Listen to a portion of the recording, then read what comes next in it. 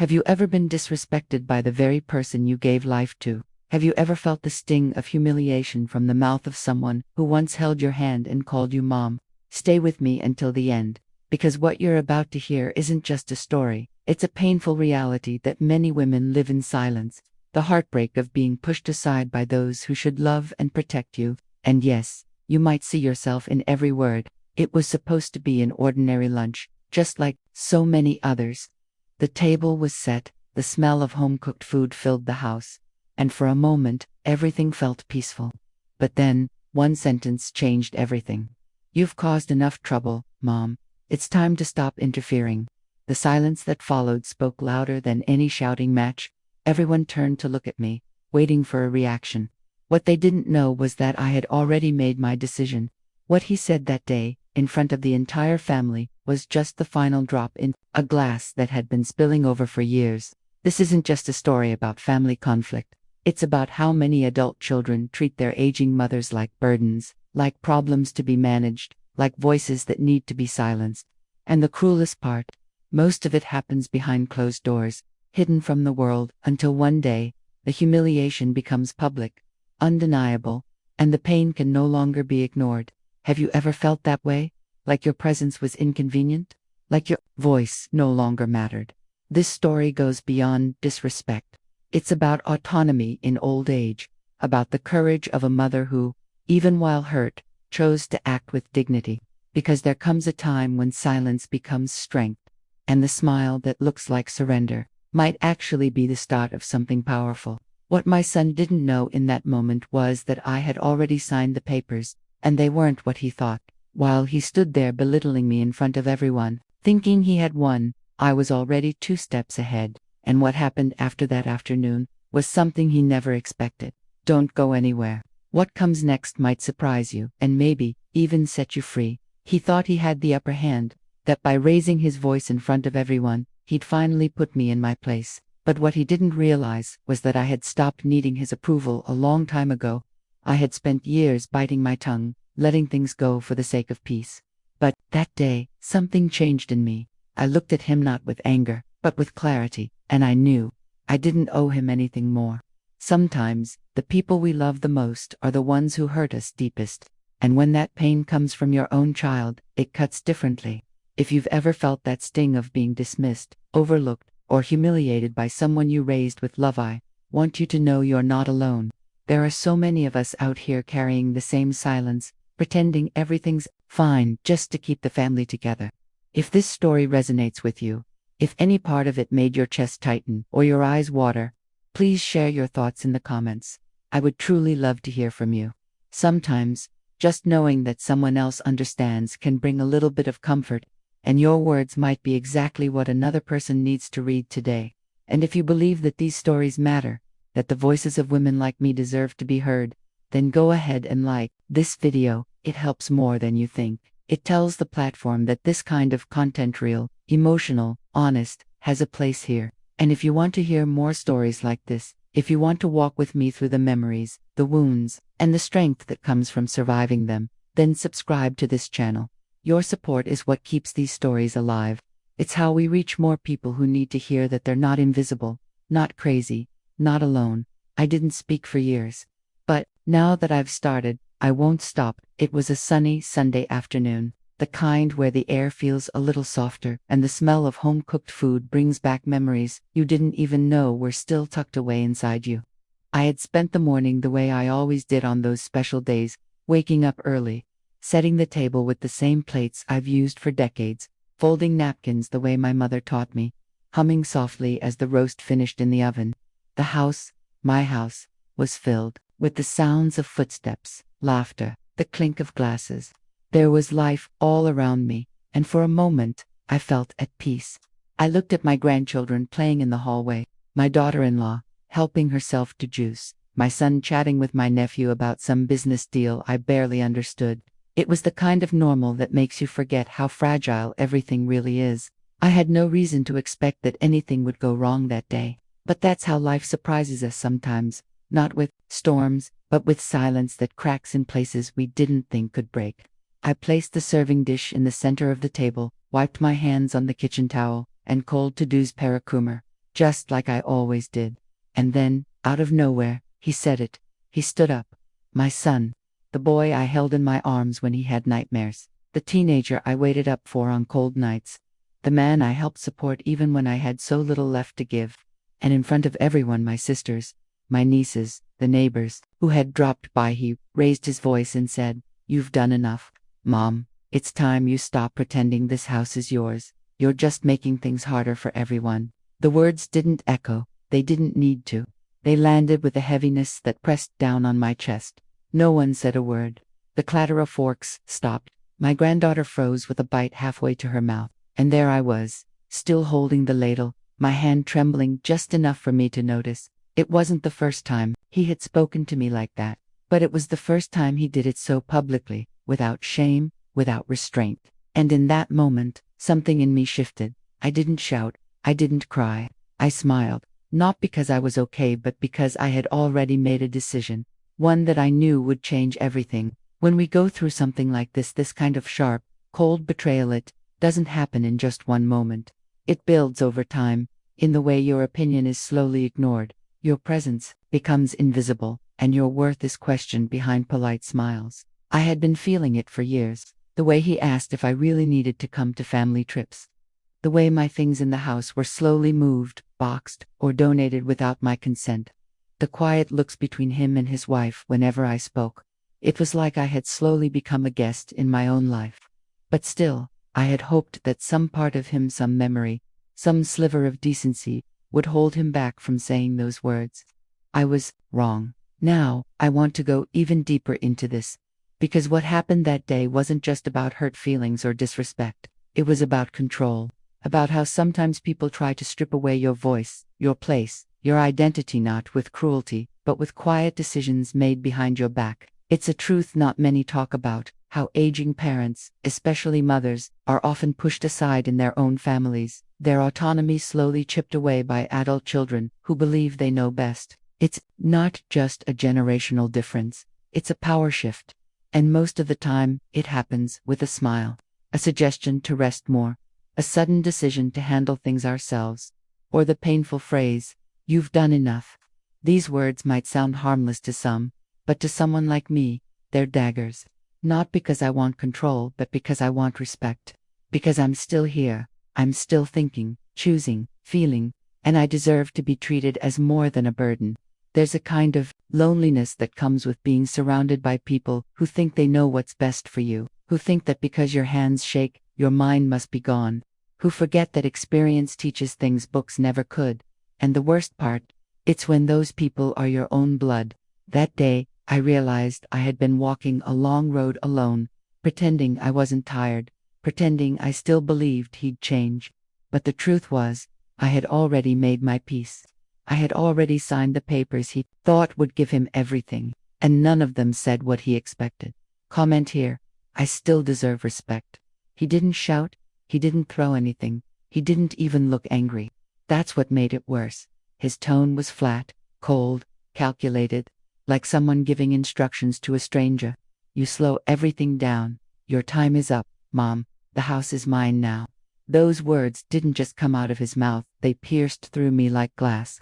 The kind of sentence you don't forget, not because of how it sounded, but because of how it made you feel. As if I had become a piece of furniture in my own home, something outdated and in the way. The silence that followed was unbearable. There were 10 people in that room, 10, and not one of them said a word. My sister looked down at her plate. My niece adjusted her napkin. Even my granddaughter, with her young, wide eyes, seemed confused but stayed quiet. No one defended me. No one said, "That's not right." No one said, "She's your mother." It was like they were all waiting for me to shrink, to disappear, to quietly accept the new script that had been written for me without my consent. And the truth is, I almost did.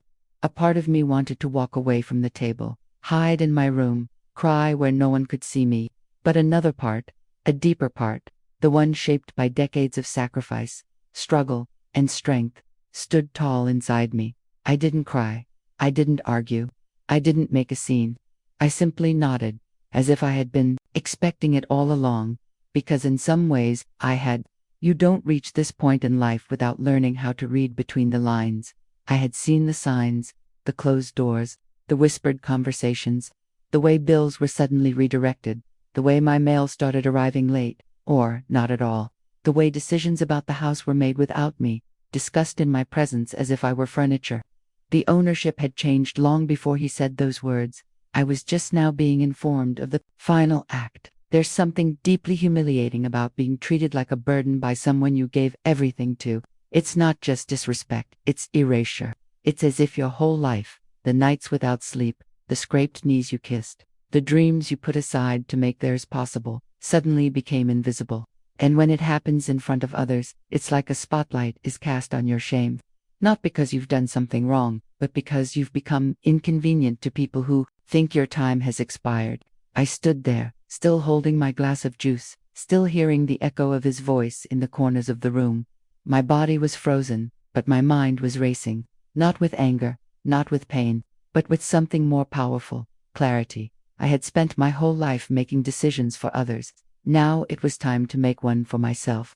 Now I want to go even deeper into this subject, because what happened that day didn't start in that moment, and it didn't end there either. It was the result of a long, silent shift in mentality. A shift that starts small, when your son starts calling you by your first name in front of others, when you're asked to stay out of adult conversations, when your advice is dismissed with a laugh. These are not just small slights. They are the roots of something bigger.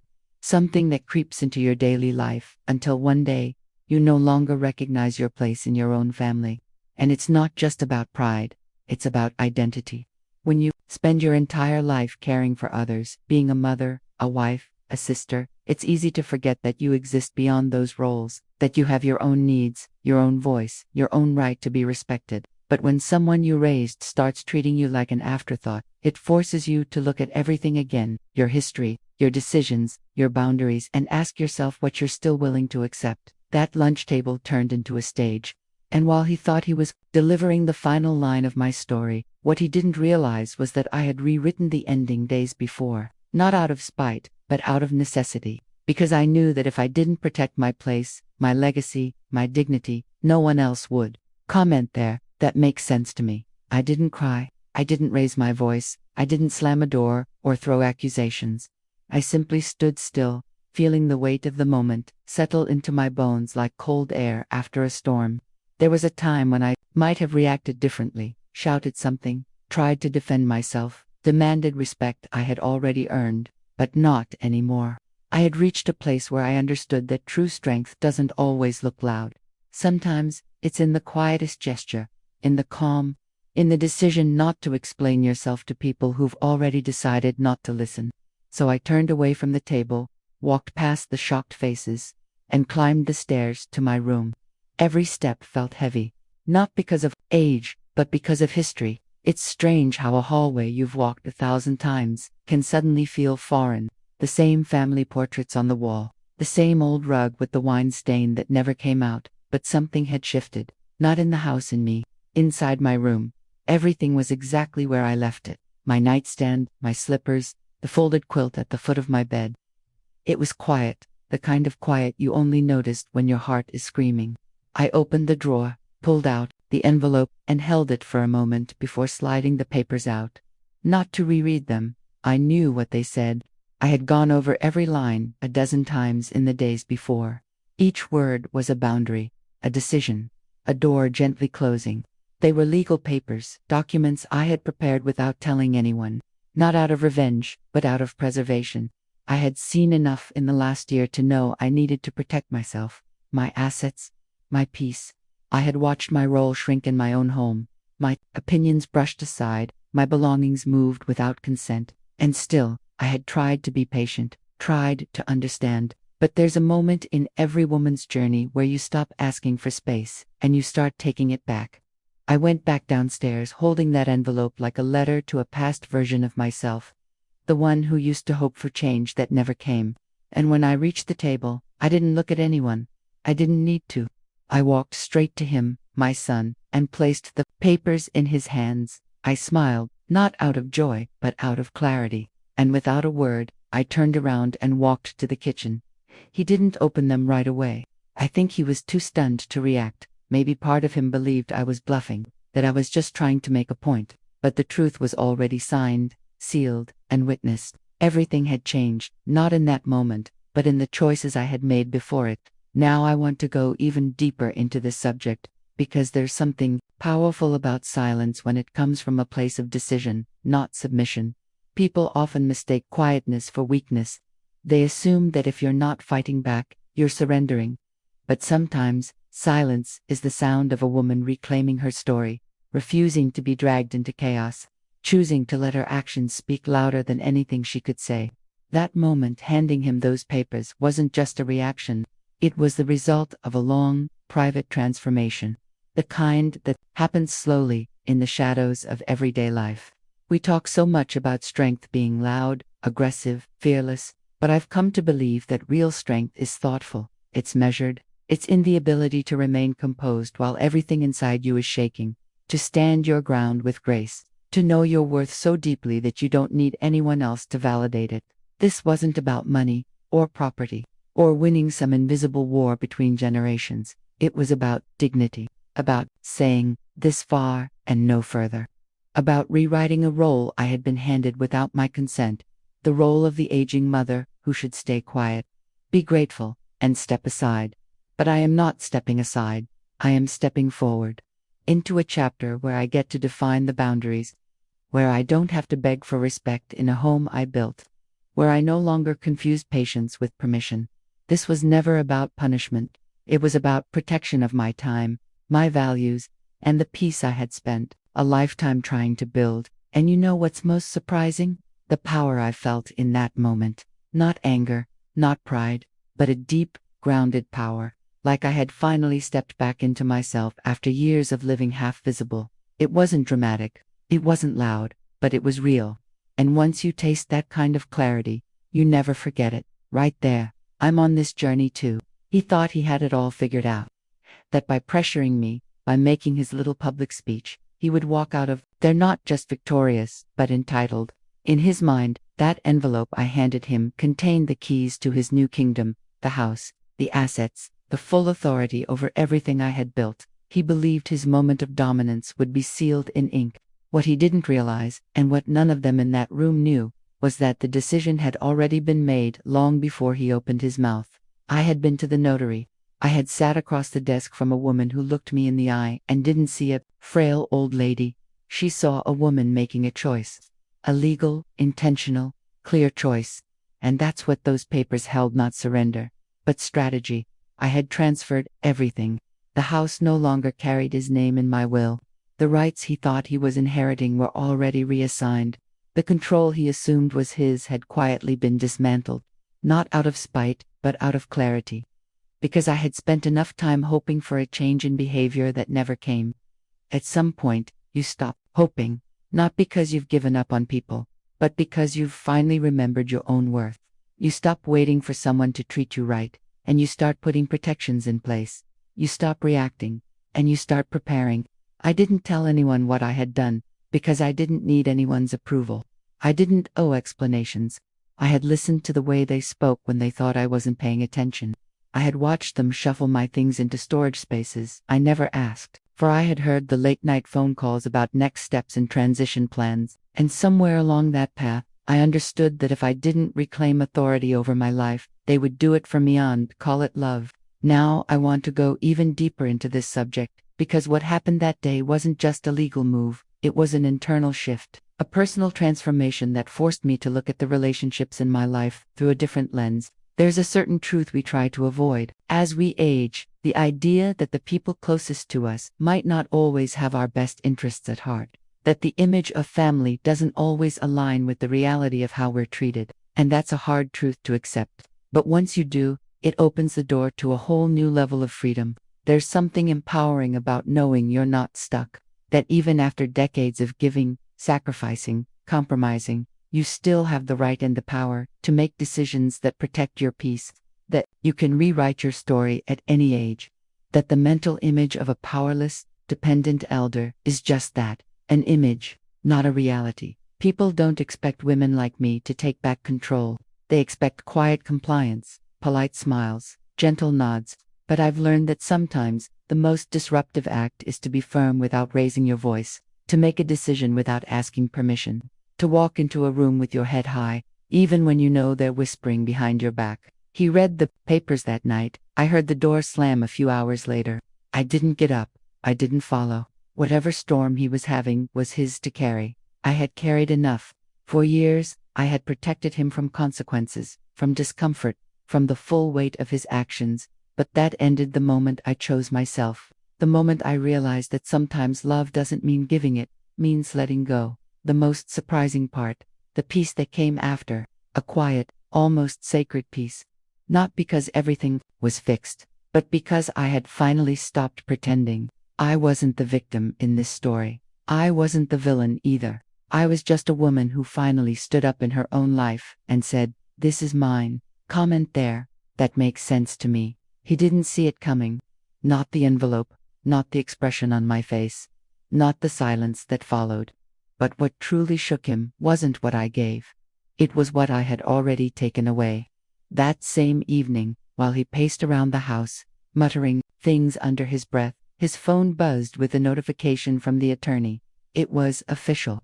The house, the assets, the control, none of it would be his. It was all gone, transferred. But not to punish him. To protect myself, to protect what ainda me pertence. I chose someone who sees me, who respects not just my age, but my journey. Someone que nunca me fez sentir como se eu estivesse em segundo plano. You see, the real shift wasn't in the papers. It wasn't even in the legal change. It was in the mental space I reclaimed. For so long, I thought I had to stay, that it was my duty to endure, that letting go would mean failure. Failure as a mother, as a woman, as someone who always tried to hold the family together. But what I learned was that staying in a place where your presence is tolerated but not honored, that's the real failure. And I wasn't going to keep choosing to shrink just to make others comfortable.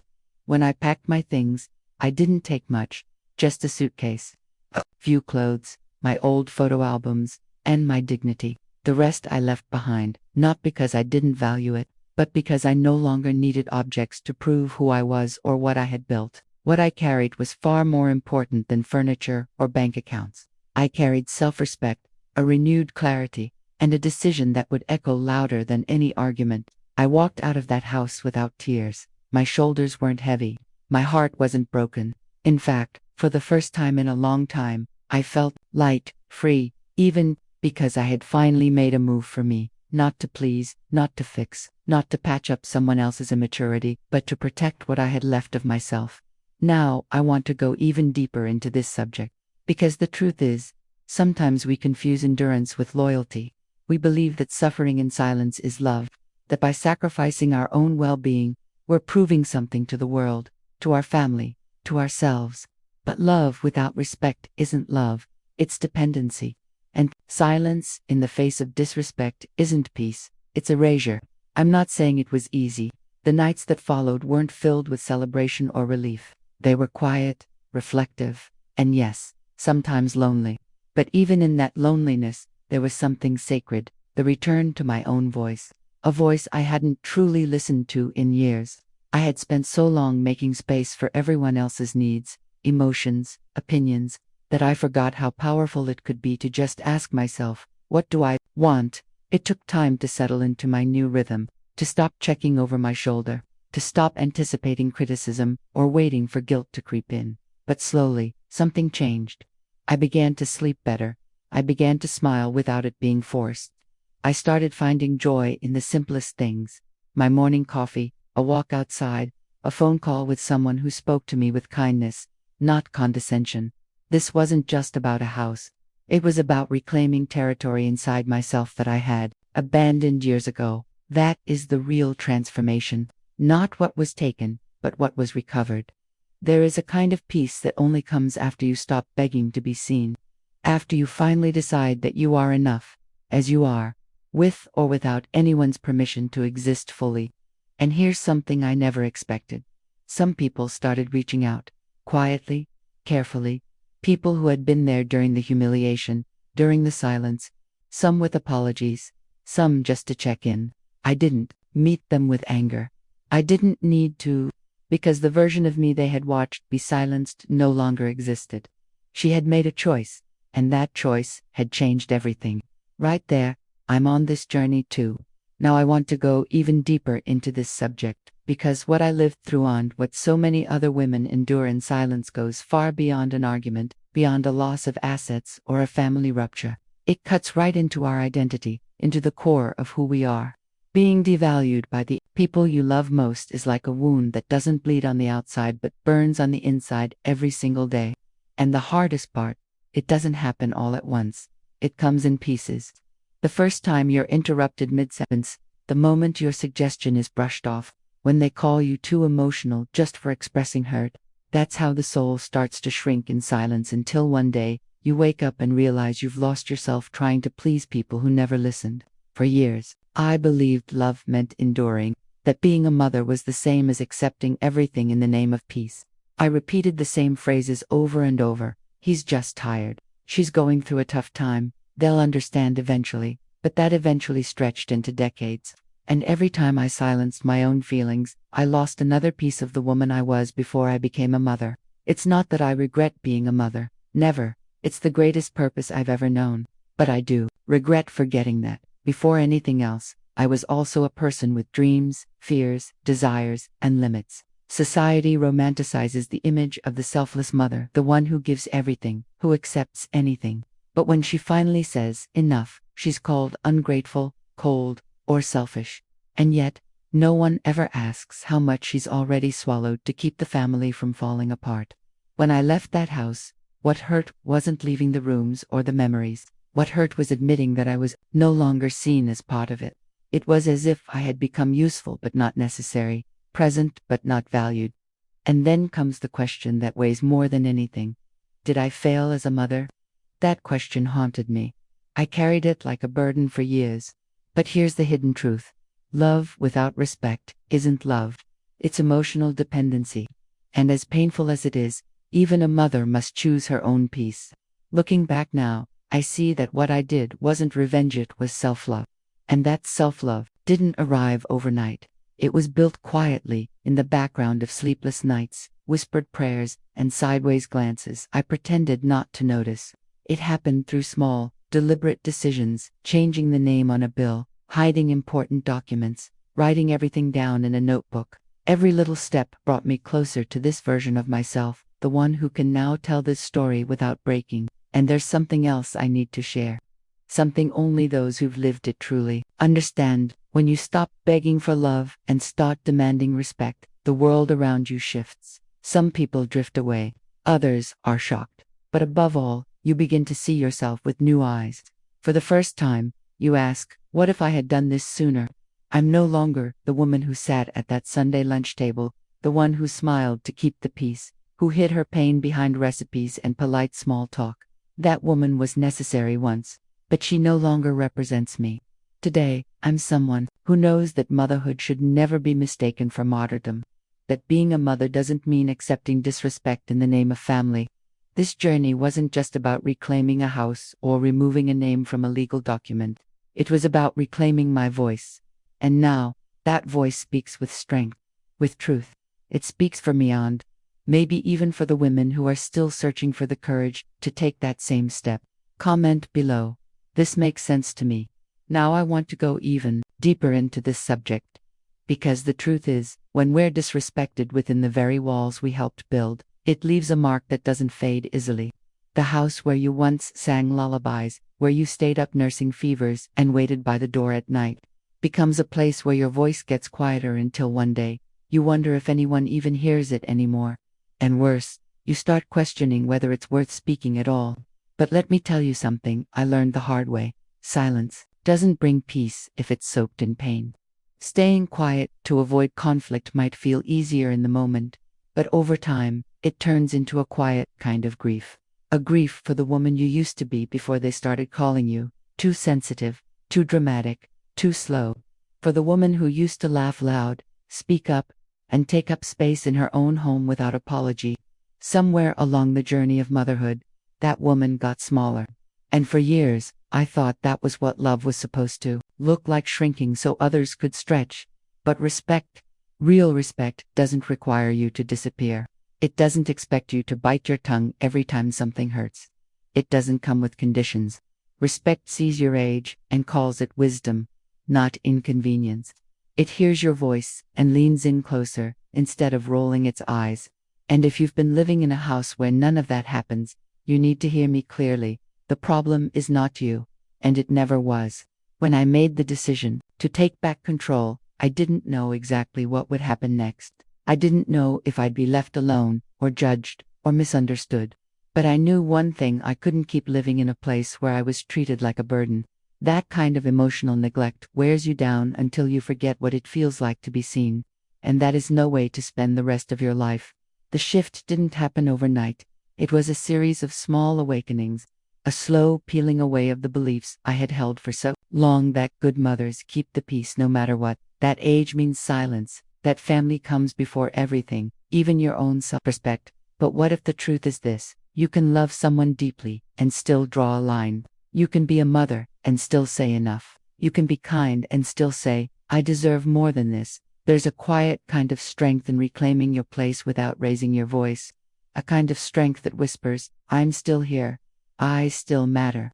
That's what I began to feel each time I chose to listen to myself, instead of the guilt others tried to hand me, and slowly, the fear faded.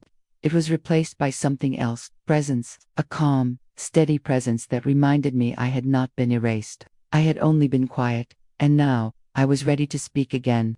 There are so many women walking through this same experience, afraid to say it out loud, afraid of the judgment, the backlash, the loneliness. But there's something powerful that happens when you finally name the truth. You begin to heal. You begin to see yourself not as someone who failed her family, but as someone who finally remembered her own worth. That's why I'm sharing this.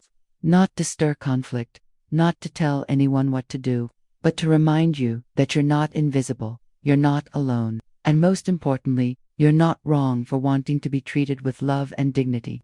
If something I said here touched your heart, if it made you think of your own journey, your own silence, your own strength, I want to invite you to break that silence too. Write it down, say it out loud, or, if you feel safe enough, comment below, I still have a voice. And if you've stayed with me all the way to the end of this story, I just want to say thank you, truly. It means a lot to know these words found a space in your day, and maybe even echoed something in your heart. If any part of this story felt familiar, if it touched something inside you, leave a comment below saying, this message was for me. Sometimes, just knowing someone else feels the same can make the world a little less heavy. If these kinds of conversations speak to you, if they help you reflect, feel seen, or simply bring you a little comfort, go ahead and subscribe to the channel. That's what gives me the strength to keep sharing these stories, full of truth, pain, and transformation. And yes, leave a like too, not because you have to, but because this moment we shared meant something to you. There's a video right here that continues this journey. Click on it and come with me. We still have so much to talk about.